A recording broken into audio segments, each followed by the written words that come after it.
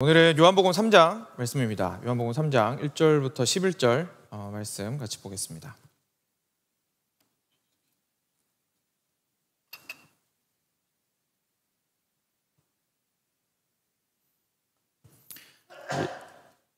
예수님과 니고데모가 함께 대화하는 말씀이죠. 같이 함께 보겠습니다. 1절부터 11절까지 같이 교독하겠습니다. 제가 먼저 한 절 읽고 여러분 한 절 읽어주시기 바랍니다. 그런데 바리새인 중에 니고데모라 하는 사람이 있으니 유대인의 지도자라. 그가 밤에 예수께 와서 이르되 랍비여, 우리가 당신은 하나님께로부터 오신 선생인 줄 아나이다.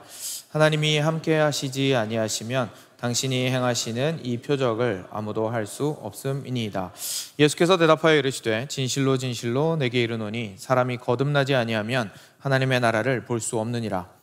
니고데모가 이르되 사람이 늙으면 어떻게 날 수 있사옵나이까? 두 번째 모태에 들어갔다가 날 수 있사옵나이까? 예수께서 대답하시되 진실로 진실로 내게 이르노니 사람이 물과 성령으로 나지 아니하면 하나님의 나라에 들어갈 수 없느니라. 육으로 난 것은 육이요 영으로 난 것은 영이니 내가 너에게 거듭나야 하겠다 하는 말을 놀랍게 여기지 말라.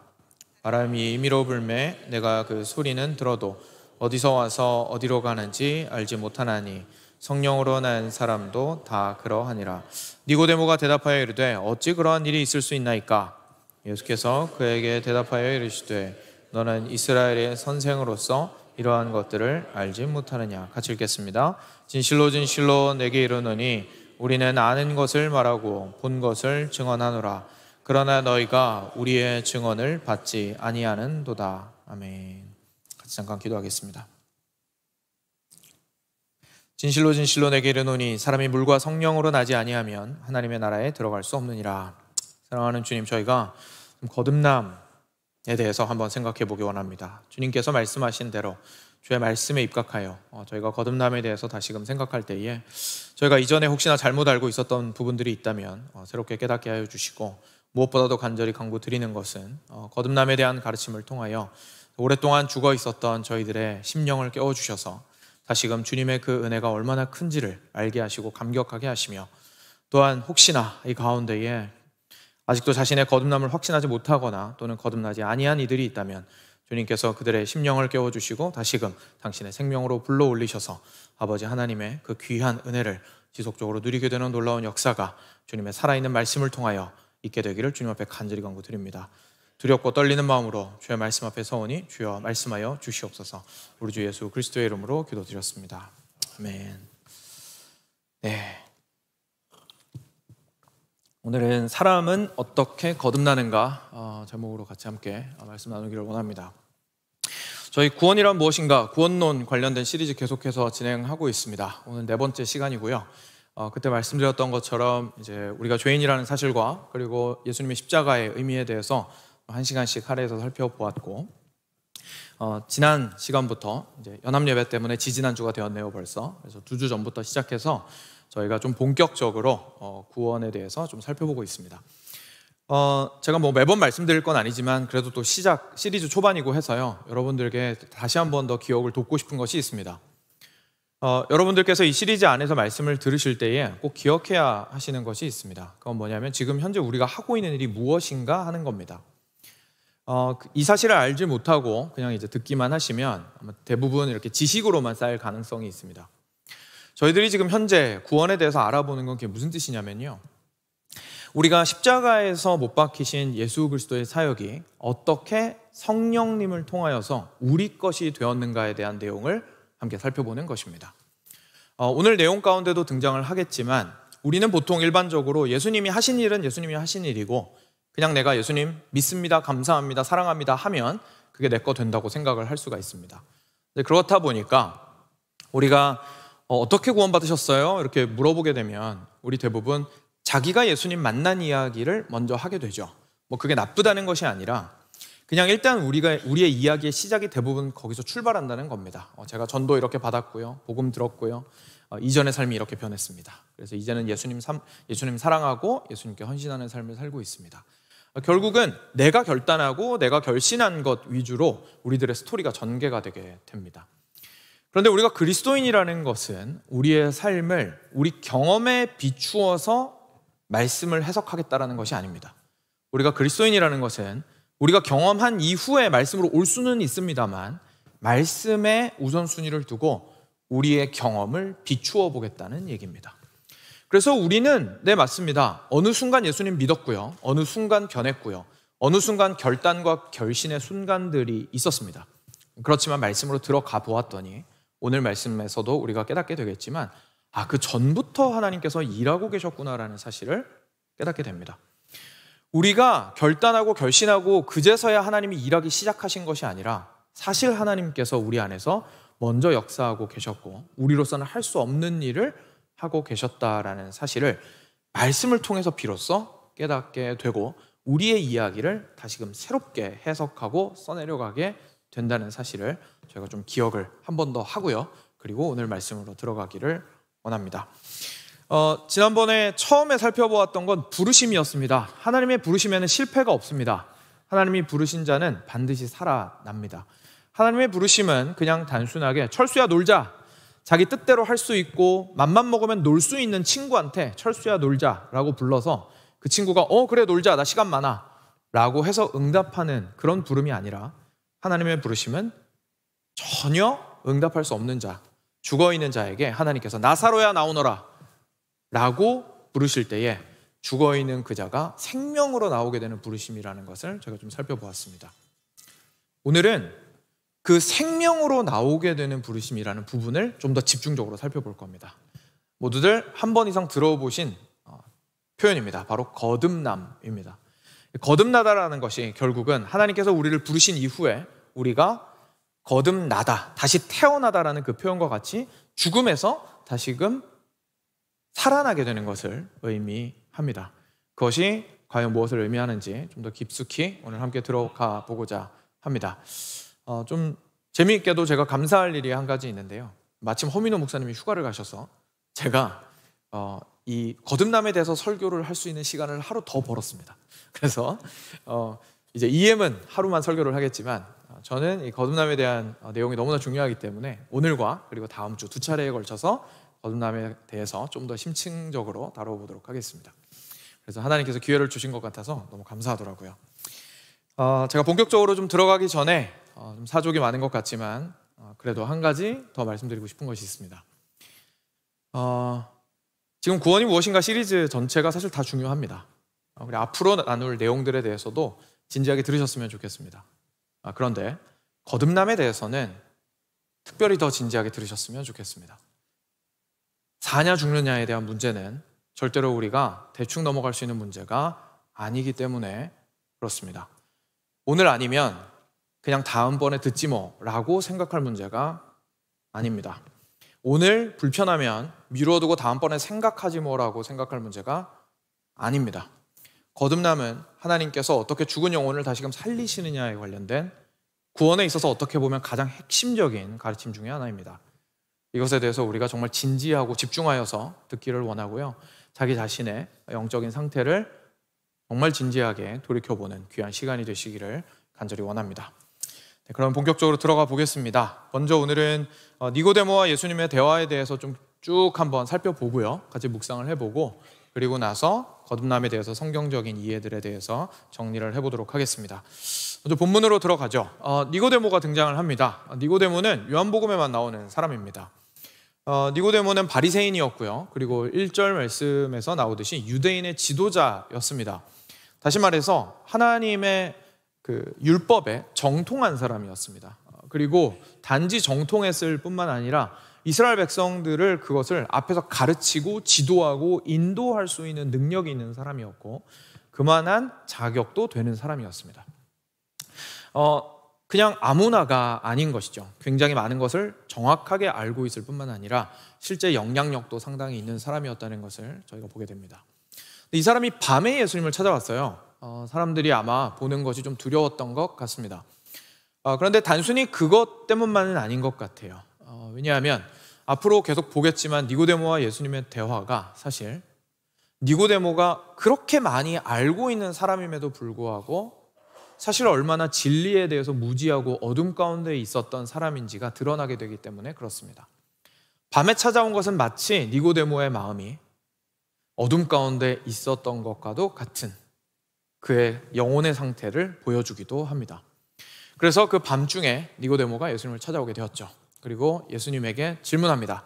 2절 말씀입니다. 이렇게 말하죠. 그가 밤에 예수께 와서 이르되 랍비여, 굉장히 존중하고 있습니다. 랍비여, 선생님, 우리가 당신은 하나님께로부터 오신 선생인 줄을 알고 있습니다. 하나님이 함께 하시지 않으면 당신이 행하시는 이 표적을 아무도 할 수가 없습니다 라고 얘기합니다. 우리가 라고 처음에 얘기해요. 그러니까 지금 니고데모를 포함해서, 온 것은 니고데모만 왔지만 니고데모를 포함해서 수많은 바리새인들이 그곳에서 사실은 예수님의 행하신 일들에 대해서 굉장히 진지하게 바라보고 있었다라는 것을 저희가 깨닫게 됩니다.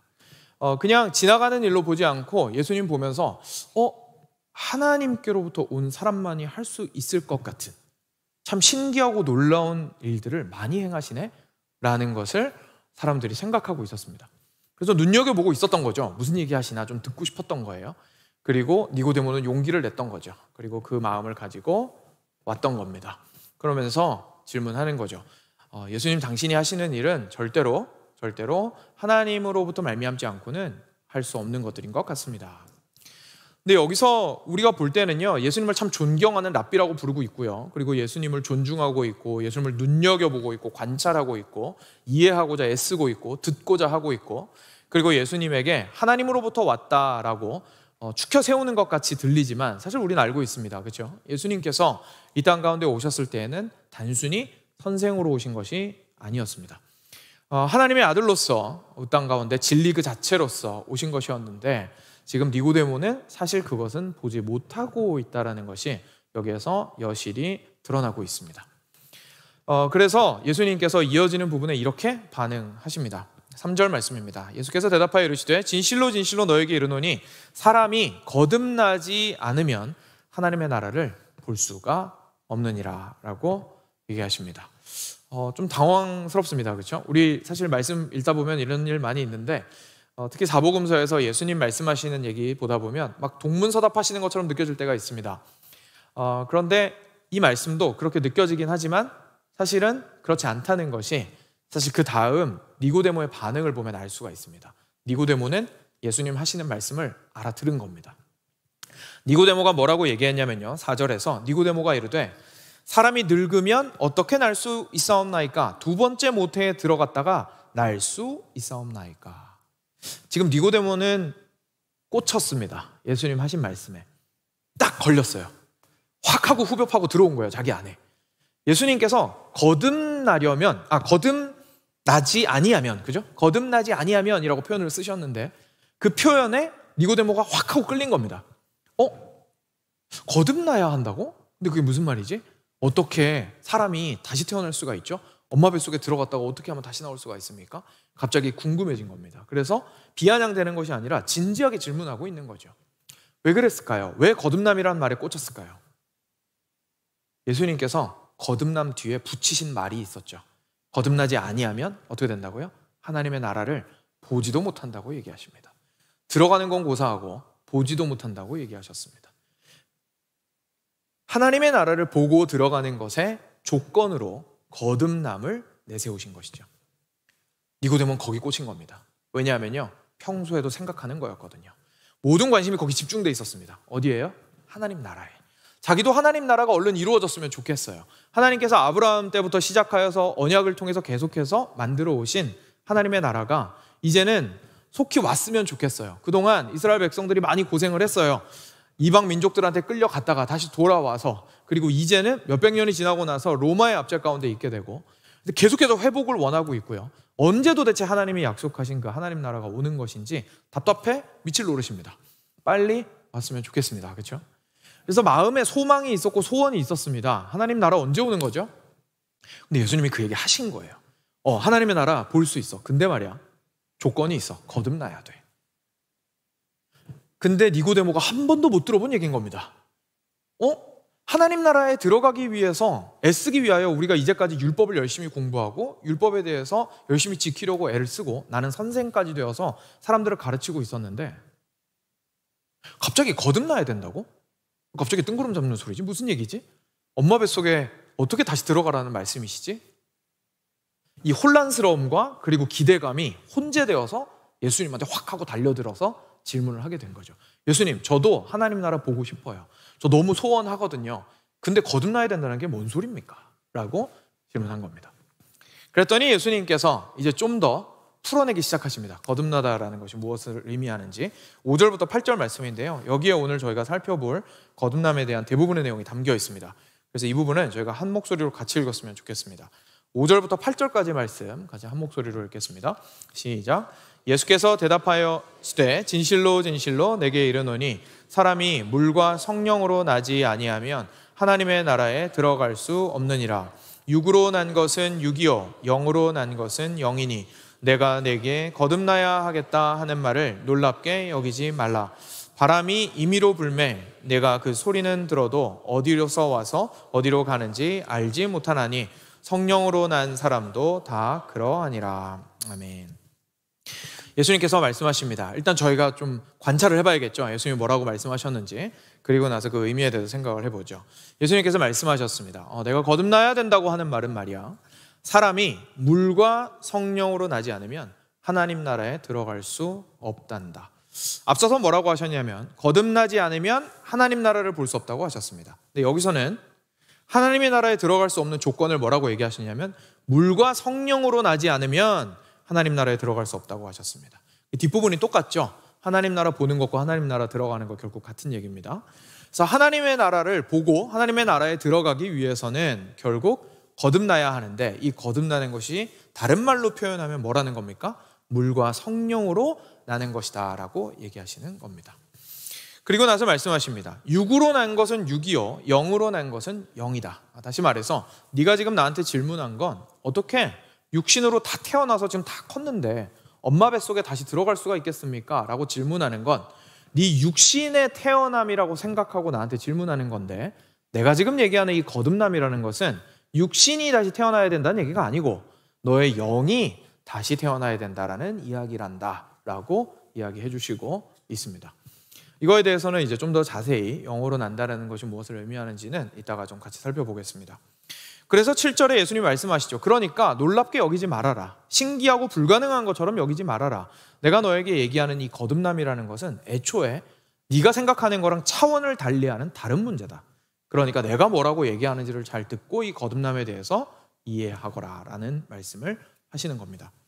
그리고 나서 마지막 8절에 이렇게 말씀하시죠. 그리고 말이야, 여기서는 거듭난 사람을 성령으로 난 사람이라고 표현하시는데요. 마지막에 성령으로 난 사람, 다시 말해서 거듭난 사람, 또 다른 표현으로는 물과 성령으로 난 사람은 어떤 사람이냐면 바람이 자기 마음대로 부는데 소리는 들리지, 그렇죠? 소리는 들립니다. 소리는 들리지. 그런데 그래서 바람이 있다라는 사실은 알 수는 있지만 이 바람이 어디로부터 와서 어디로 가는지는 알 수 없는 것과도 같단다라고 말씀하십니다. 다시 말해서 성령께서 우리 안에서 거듭나게 하시는 그 일은, 거듭나게 하신 일의 결과는 저희가 알 수 있지만, 바람 소리가 들리는 것처럼요, 거듭났다라는 사실이 겉으로 티는 나지만 실제로 언제 어떻게 거듭났는지, 어떻게 어떤 방식으로 우리 안에서 역사하셨는지, 우리를 갑자기 죽음에서 다시 살리셨는지는 알 수가 없다는 얘기입니다. 바람이 소리만 들리고 어디서부터 와서 어디로 가는지 알 수 없다라는 뜻이 그런 뜻입니다. 그래서 실제로 어느 날 어느 시에 내 안에서 하나님이 거듭나게 하셨습니다라고 말할 수는 없지만 그 일의 결과는 반드시 우리가 경험할 수밖에 없다라고 얘기하고 있으신 것이죠. 자, 여기까지가 예수님께서 거듭남에 대해서 설명하신 이야기입니다.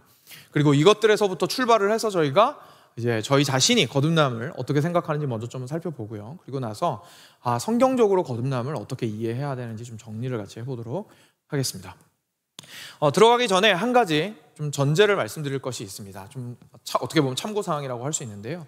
예수님께서 여기서 사용하신 거듭나다라는 단어가 조금 독특합니다. 여기서 사용하신 거듭나다라는 단어의 원어는 사실 거듭 나다라는 한국말 다시 태어나다, 그렇죠? 다시 태어나다라는 뜻도 있지만요, 이게 위로부터 나다라고도 해석될 수 있는 단어입니다. 그래서 단어 자체가 좀 중의적 의미를 가지고 있다는 겁니다. 그래서 다시 태어나다라고 이해하면 안 되는 건 아닙니다. 다시 태어났다라는 의미이기도 하지만 예수님께서 일부러 이 단어를 사용을 하셔서 위로부터 태어나는 것에 대해서 설명하고 싶으셨다는 것을 저희가 좀 기억을 하고 넘어가면 이해하기가 더 좋으실 겁니다. 자, 그러면 이제 읽었던 말씀을 토대로 해서 거듭남으로 들어가 보도록 하겠습니다. 먼저 거듭남에 대해서 올바르게 이해하기 전에요, 저희들이 거듭남을 어떻게 이해하는지 좀 돌이켜보는 게 도움이 되겠죠. 여러분들은 혹시 거듭남에 대해서 어떤 생각들을 좀 가지고 계시고, 평소에 거듭났다라는 표현을 다른 사람한테 사용을 할 때, 뭐 상대방이 거듭났다라든지 아니면 내가 거듭났다라든지 얘기하실 때 어떤 의미에서 얘기하시는지 모르겠습니다. 한번 생각해 보시죠.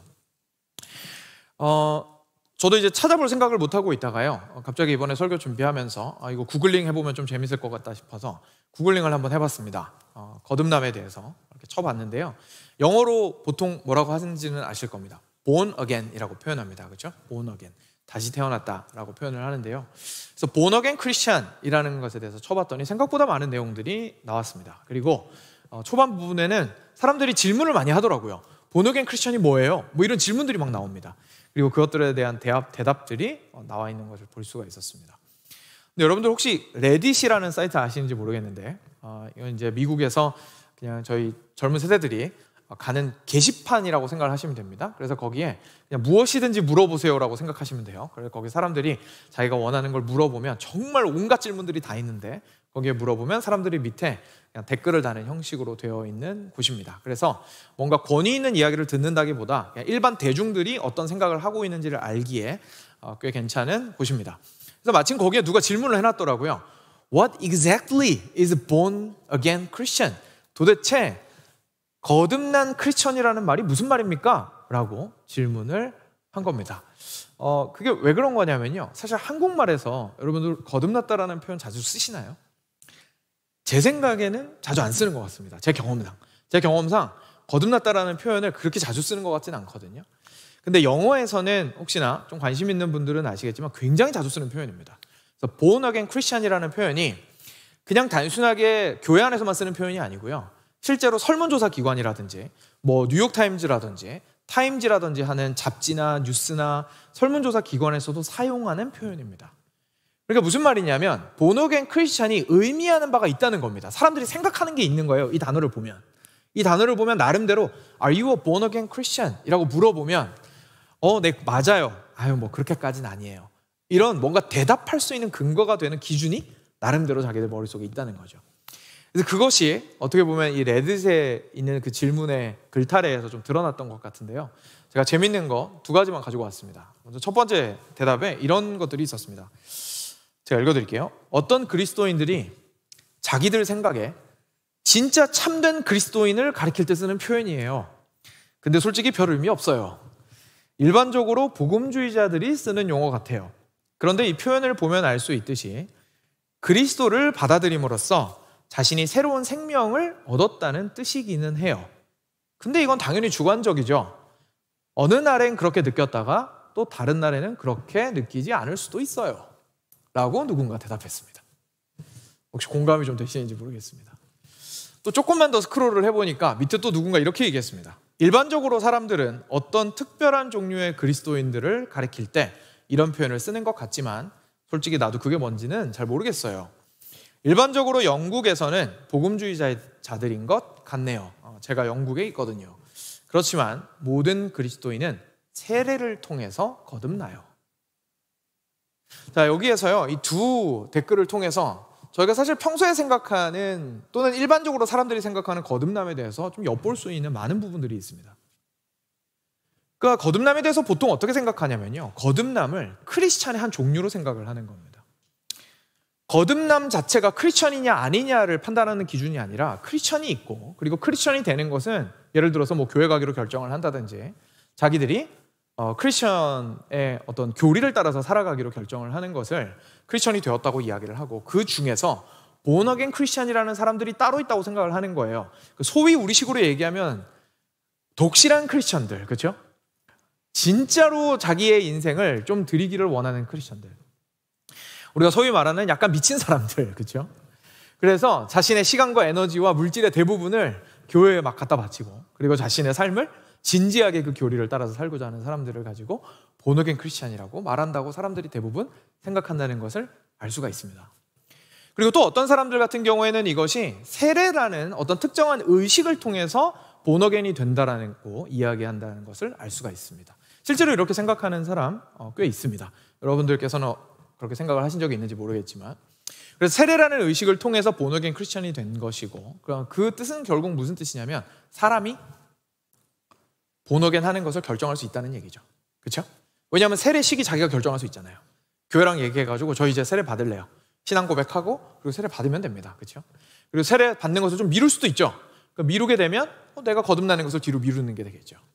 그러니까 결국은 사람들이 일반적으로 어떻게 생각을 하냐면요, 내가 결심하고 결단한 것이고, 그리고 내가 어떤 삶을 사느냐는 것이고, 그리고 내가 어떤 의식을 거쳤냐느냐의 이 거듭남을 이해하고 있다는 것을 저희가 알 수가 있습니다. 혹시 여러분들은 어떠십니까? 거듭나다라는 표현에 대해서 어떻게 이해하고 계세요?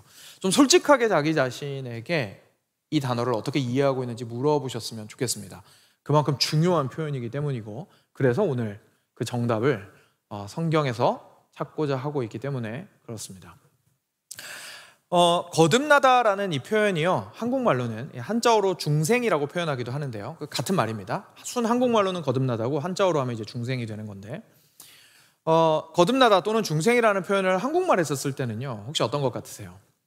제가 관찰한 바로는 완전히 이전과는 다른 삶을 살게 되다라는 뜻으로 거듭나다라는 표현을 주로 많이 쓰는 것 같습니다. 그렇죠?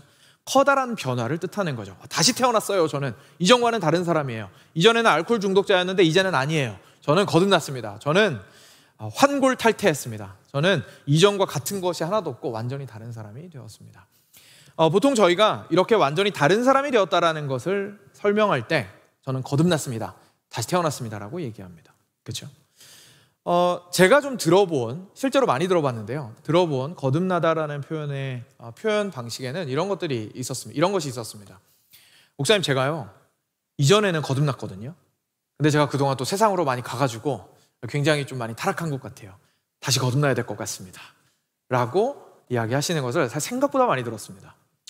그러니까 이렇게 말씀하실 때 이 거듭나다라는 뜻은 결국 무슨 뜻이죠? 앞서 이야기했던 거랑 좀 비슷합니다. 그렇죠? 그리스도인 안에 거듭난 사람과 거듭 안 난 사람으로 구분이 되고, 그거를 내 노력을 따라서 왔다 갔다 할 수 있다고 생각을 하는 겁니다. 그리고 그 거듭났다라는 것이 내가 여러 번 반복할 수 있는 것으로 생각한다라는 것을 저희가 알게 됩니다. 생각보다 정리가 좀 많이 필요한 개념이라는 것을 저희가 알게 되죠. 그렇죠? 그래서 이렇게 오해와 그리고 성경적이지 않은 생각들로 저희들이 거듭남에 대해서 생각을 하게 되면 실제로 저희가 구원에 대해서도 굉장히 큰 오해를 할 수밖에 없습니다. 그렇기 때문에 방금 예수님께서 하신 말씀을 근거로 해서 거듭남에 대해서 정확하게 좀 이해를 하기를 원합니다. 오늘 말씀을 통해서요, 특별히 크게 3가지 정도로 거듭남에 대해서 생각을 해볼 건데요, 먼저 그중 첫 번째는 예수님께서 하신 말씀 중에 어떻게 보면 가장 중요한 부분입니다. 오늘 본문에서 가장 중요한 부분입니다. 거듭남이라는 것은 하나님 나라에 들어가느냐 들어가지 못하느냐의 문제입니다. 다른 해석의 여지는 없는 것 같습니다. 그렇죠? 예수님께서 거듭나지 않으면 하나님 나라를 볼 수 없다라고 말씀하셨기 때문입니다. 다시 말해서 거듭나지 않은 그리스도인이란 건 존재하지 않습니다. 내가 참된 그리스도인이라는 것은요, 내가 거듭났다라는 뜻입니다. 내가 거듭났다면 나는 그리스도인이라는 뜻입니다. 내가 그리스도 안에 있다면, 내가 하나님의 백성이라면, 하나님의 아들이고 하나님의 딸이라면 나는 거듭난 것입니다. 그런데 만약에 나는 그렇게 생각을 했는데 거듭남에 대해서 전혀 이해도 없고 거듭남에 대해서 전혀 무엇인지 모르겠다면 사실 나의 그리스도인 됨에 대해서 다시 질문해 볼 수밖에 없는 문제라는 얘기입니다. 제가 왜 처음에 오늘 말씀을 진지하게 들으셨으면 좋겠다고 말씀드렸는지 이해가 되실 겁니다. 자기 자신의 하나님 앞에서의 생명이 어디에 있느냐에 대한 문제이기 때문에 그렇습니다. 사랑하는 여러분, 그리고 이 사실을 깨닫게 되면요, 중요한 사실을 하나 알게 됩니다. 뭐냐면 이 거듭남이라는 것은 반복되는 것이 아니라는 사실입니다. 왜냐하면 죽은 자가 살아나는 문제이기 때문에, 그리스도 밖에 있던 사람이 그리스도 안으로 들어오는 문제이기 때문에, 하나님 나라 밖에 있던 사람이 하나님 나라 안으로 들어오는 문제이기 때문에 이 일은 반복되지 않습니다. 들락날락하는 것이 아닙니다. 내 상태가 너무나 힘들어질 수는 있겠지만 만약 거듭났다면 그 사람은 여전히 거듭난 사람입니다. 한 번 살아난 사람이 자기 의지로 다시 죽었다가 다시 자기 의지로 다시 살아날 수는 없기 때문에 그렇습니다. 생명에 관련된 문제라면 거듭남은 반복되지 않습니다. 이 사실이 먼저 우리가 기억해야 할 첫 번째 사실입니다. 굉장히 중요한 문제죠. 자, 두 번째로 좀 더 깊이 있게 들어가 보죠. 두 번째 저희가 거듭남에 대해서 깨닫게 되는 거는요, 예수님께서 말씀하셨던 것처럼 이 거듭남의 문제는 육의 생명에 관련된 문제가 아니라 영의 생명에 관련된 문제라는 뜻입니다. 사랑하는 여러분, 우리는 이 말씀을 보고 좀 다양하게 해석할 수가 있습니다. 성경 읽을 때 육이라는 말이 일단 나오면 보통 안 좋은 겁니다. 그렇죠? 그래서 저희는 이 말씀을 보고 이렇게 생각할 수 있습니다. 거듭남이라는 거는 좀 하나님이 보시기에 거룩한 삶을 얘기하시는 건가 보다. 되게 나쁘고 죄악된 삶이랑 상관없다는 얘기를 하시는 건가 보다. 그래서 육이랑은 상관없는 거고 좀 좋은 삶을 얘기하시나 보다. 이렇게 이해하실 수도 있을 겁니다. 그런 뜻이 아니죠. 여기서 말씀하시는 이 육이라는 건 나쁜 것이란 뜻이 아닙니다. 여기서 말씀하신 육이라는 건 가장 쉽게 표현하자면 영적이지 않은 것을, 모든 것을 얘기합니다. 영적이지 않은 모든 것. 다시 말해서 앞서 요 바로 뒤에 또 살펴보겠지만 성령께서 행하시는 것이 아닌 다른 모든 것을 의미합니다. 성령께서 행하시지 않은 다른 모든 것을 의미합니다. 그런데 이렇게 생각하게 되면요, 당연한 것처럼 들리는 이 말이 생각보다 우리의 삶을 정말 진지하게 들여다보게 만든다는 사실을 깨닫게 됩니다. 왜냐하면요, 우리가 우리 자신한테 물어보는 거죠. 너는 거듭났느냐? 그죠? 한번 질문해 보는 겁니다. 또는 다른 사람의 거듭남의 여부를 판단하기 위해서 물어본다고 한번 상상을 해보시면, 당신은 거듭났습니까? 그럼 우리 나름대로 이유를 얘기할 겁니다. 그렇죠? 이유를 얘기할 겁니다. 혹시 무슨 이유를 얘기하시겠습니까? 여러 가지 이유를 얘기할 수 있을 겁니다. 저 모태신앙입니다. 모태신앙은 아니어도요, 오랫동안 교회를 다녔습니다. 그리고 그냥저냥 다닌 게 아니고요, 저 진짜 물론 망나니처럼 살던 때도 있었지만 그래도 열심히 믿게 된 계기가 있었고요, 그때 이후로 정말 열심히 다녔습니다. 예배를 사모하는 마음이 있었고요, 하나님을 사랑하고자 애썼습니다. 헌금도 제때제때 했고요, 주일은 웬만하면 빠지지 않았습니다. 심지어 금요 예배도 왔고요, 새벽 예배도 기회가 될 때마다 참석했습니다. 홀로 있을 때도 기도했고요, 매년마다 성경 일독했습니다. 제가 섬기는 일에는 빼지 않았습니다. 무슨 일이든 섬기고자 애썼습니다. 그러다 보니까 직분도 받았습니다. 그리고 그러다가 신학에도 관심이 있어서 신학까지 공부하게 됐고요, 그래서 헌신하고 목사까지 되었습니다. 목사로는 만족할 수 없어서 선교까지 나가게 되었습니다. 그래서 해외에 나가서 제가 목숨을 걸고 복음을 전하기 시작했습니다. 여러분, 여기서 나오는 그 어떤 것도 거듭남과 상관이 없다는 말씀입니다.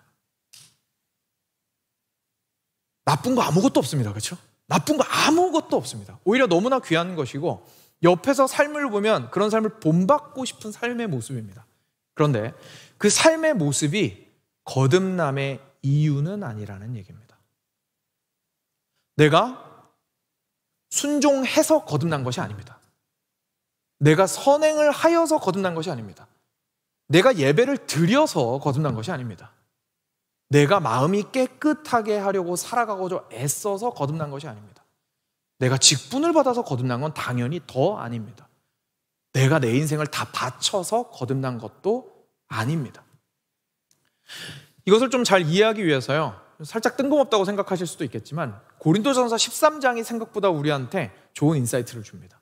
그래서 고린도전서 13장, 사랑장이죠. 여기 1절부터 3절까지 말씀을 한번 찾아보시면 좋겠습니다. 고린도전서 13장 1절부터 3절 같이 가겠습니다.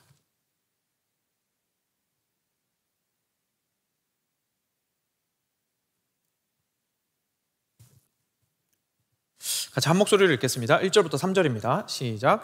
내가 사람의 방언과 천사의 말을 할지라도 사랑이 없으면 소리나는 구리와 울리는 꽹과리가 되고, 내가 예언하는 능력이 있어 모든 비밀과 모든 지식을 알고 또 산을 옮길 만한 모든 믿음이 있을지라도 사랑이 없으면 내가 아무것도 아니요 내가 내게 있는 모든 것으로 구제하고 또 내 몸을 불사르게 내줄지라도 사랑이 없으면 내게 아무 유익이 없느니라. 아멘. 여기서 뭐라고 말씀하시냐면요, 사람의 방언과 천사의 말을 할지라도 얼마나 놀라운 일입니까? 그렇죠? 옆에서 보면 얼마나 신기하겠어요. 그걸 부럽고요. 그렇다 할지라도 사랑이 없다면 의미가 없습니다. 내가 예언하는 능력이 있어서 지식이 너무나 풍성합니다. 모든 비밀한 것들을 다 알고 있습니다. 그래도 사랑이 없다면 아무런 의미가 없습니다. 내 믿음은 또 엄청나서 실제로 산을 옮길 수 있을 정도의 믿음이 있습니다. 내가 믿음을 가지면요, 무슨 일이든 일어납니다. 근데 사랑이 없으면 아무 의미도 없습니다. 내가 나에게 있는 모든 것을 다 퍼부어서 구제하고 심지어 내 몸까지도 불살라서 남는 것이 아무것도 없게 섬기고 땀 흘리고 피까지 흘린다 할지라도 만약에 사랑이 없다면 나에게 얻는 것은 아무것도 없습니다 라고 고백하고 있는 사도 바울을 보게 됩니다. 사랑은 저희가 다음 주에 좀 살펴볼 텐데요, 하나님께서 거듭난 자에게 주시는 가장 중요한 하나님의 성품입니다. 그런데 그렇다 보니 이 사랑이 없다면 다른 모든 위대해 보이고 놀라워 보이는 것들이 아무런 의미가 없다고 이야기하고 있는 것을 통해서 저희가 방금 했던 거듭남의 이야기로 돌아와 보면 이게 무슨 말인지 좀 이해가 되기 시작하는 겁니다. 우리가 겉으로 행하는 그 행동, 육으로 행하는 행동이요, 다시 한번 말씀드리지만 나쁘다는 뜻이 아니라 그냥 우리가 할 수 있는 행동, 우리가 결단해서 하는 행동, 우리가 하고자 해서 하는 그 행동이 그 무엇도 우리를 살릴 수는 없다는 사실을 오늘 말씀이 우리에게 이야기해 주시고 있다는 얘기입니다. 사랑하는 여러분, 그래서요, 우리가 거듭났다라는 사실을 돌이켜볼 때 우리가 가지고 있는 경험들과 우리가 이제까지 행한 것들을요, 그것들이 나쁘다는 것이 아니라 옆으로 잠깐 치워놓을 수 있어야 됩니다. 한번 밀어보는 거죠, 옆으로. 마치 의미가 없는 것처럼. 왜냐하면 이것들 가지고 나의 생명을 설명할 수 없기 때문에 그렇습니다. 내가 섬겼던 것들도 옆으로 좀 밀어놓고요, 나의 헌신들도, 내가 했던 헌금들도, 나의 희생들도 모두들 옆으로 밀어놓고요, 그 상황에서 나는 과연 거듭났는가? 라고 물어보는 겁니다. 근데 거기에서 내가 대답할 수 없다면 사실은 우리가 다시 한번 우리의 생명에 대해서 질문해야 된다는 것을 깨닫게 되는 것이죠. 썩은 동아줄을 붙잡고 있었을 수도 있기 때문에 그렇습니다. 그러면 이제 우리는 궁금합니다, 그렇죠? 그러면 그거 다 치운 다음에 뭐가 남아야 되는 건가요? 무엇이 남아 있어야 내가 거듭났다라는 사실을 알 수 있게 되는 건가요? 이게 진짜 중요하겠죠. 감사하게도 오늘 말씀에서 이야기해 주시고 있습니다. 답부터 바로 말씀드리면 처음에 몇 절이죠? 5절입니다. 5절에서 말씀하시는 것처럼 사람이 물과 성령으로 나지 않으면 거듭날 수 없다라고 말씀하고 있으시네요. 결국은 다른 모든 것들을 치우고 우리가 발견해야 되는 것은 무엇이냐면 물과 성령입니다. 그러면 이 물이 무슨 뜻인지 좀 이해를 해야겠죠. 이 물이 세례라고 이해를 하신 분들이 있어서 앞서 말씀드렸던 것처럼 거듭나려면 세례를 받아야 돼요 라고 말씀하시는 분들이 생긴 겁니다. 실제로 어거스틴 같은 이제 정말 유명한 우리에게 크고 지대한 영향을 미친 초창기 기독교의 신학자이자 목사님도 이 세례를 받아야만 거듭날 수 있다고 믿었습니다. 그러니까 많은 분들이 그렇게 믿은 거죠. 그렇지만 여기에 있는 물은요, 그렇게 생각하게 되면 조금 문제가 있습니다. 왜냐하면 만약에 세례를 꼭 받아야만 우리가 거듭날 수 있다면 이건 필수 조건이기 때문에 다른 데서도 다 나와야 됩니다. 그렇죠? 빼먹으면 안 되잖아요. 그런데 바로 밑에 8절만 가도 예수님이 뭐라고 하십니까? 성령으로 난 사람은 이라고 표현하십니다. 그렇죠? 거듭난 사람을 한마디로 표현하면 뭐라고 하시냐면 성령으로 난 사람이라고 표현하십니다. 그러니까 여기서 나오는 물은요, 사실 성령과 같은 의미를 가진 것으로 저희가 볼 수가 있습니다. 이 사실을 에스겔서에서 저희가 확인을 할 수가 있는데 그래도 중요한 구절이기 때문에 요거까지는 한번 찾아보겠습니다. 에스겔서 36장입니다. 36장 25절입니다. 에스겔서 36장 25절부터 28절 말씀.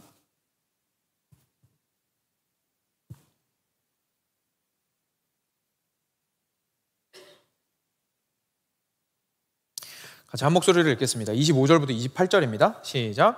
맑은 물을 너희에게 뿌려서 너희로 정결하게 하되 곧 너희 모든 더러운 것에서와 모든 우상 숭배에서 너희를 정결하게 할 것이며 또 새 영을 너희 속에 두고 새 마음을 너희에게 주되 너희 육신에서 굳은 마음을 제거하고 부드러운 마음을 줄 것이며 또 내 영을 너희 속에 두어 너희로 내 율례를 행하게 하리니 너희가 내 규례를 지켜 행할지라. 내가 너희 조상들에게 준 땅에서 너희가 거주하면서 내 백성이 되고 나는 너희 하나님이 되리라. 아멘. 네, 여기 사실 26절부터 28절 내용은 다음 주에 좀 살펴볼 내용입니다. 그래서 요거는 잠깐 두고요. 처음에 25절만 보시면 저희들 답을 찾을 수 있습니다. 맑은 물을 너희에게 뿌려서 어떻게 하십니까? 정결하게 하신답니다. 이 말은 결국 무슨 말이냐면 너희 모든 더러운 것에서와 모든 우상 숭배에서 너희를 정결하게 할 것이다 라고 얘기하시는 겁니다. 그래서 물과 성령으로라는 뜻은 결국 무슨 말씀이시냐면요, 여러분들이 거듭나기 위해서는 성령께서 역사하셔야 하는데 성령께서 다시 살리시는 그 역사가 결국 무슨 역사냐면 죄 가운데서 우리를 깨끗게 하시는 역사입니다 라는 말씀입니다. 우리가 예수 그리스도께서 십자가 위에서 죽으시고 흘리셨던 보혈의 의미가 무엇인지 깊이 살펴보았습니다. 기억하시죠? 예수님께서 십자가 위에서 드리셨던 그 제사는 물론 다른 모든 제사들을 다 포함하고 있기는 하지만 특별히 속죄 제사를, 다시 말해서 정결 제사를 우리한테 보여주고 있다고 얘기를 들었습니다. 예수님께서 피를 아무리 흘리셨어도요, 사랑하는 여러분, 우리는 그 피에 씻길 수 없습니다. 성령께서 씻어주시지 않으면. 예수님께서 행하신 일을 내가 우긴다고 해서 내게 되는 게 아닙니다.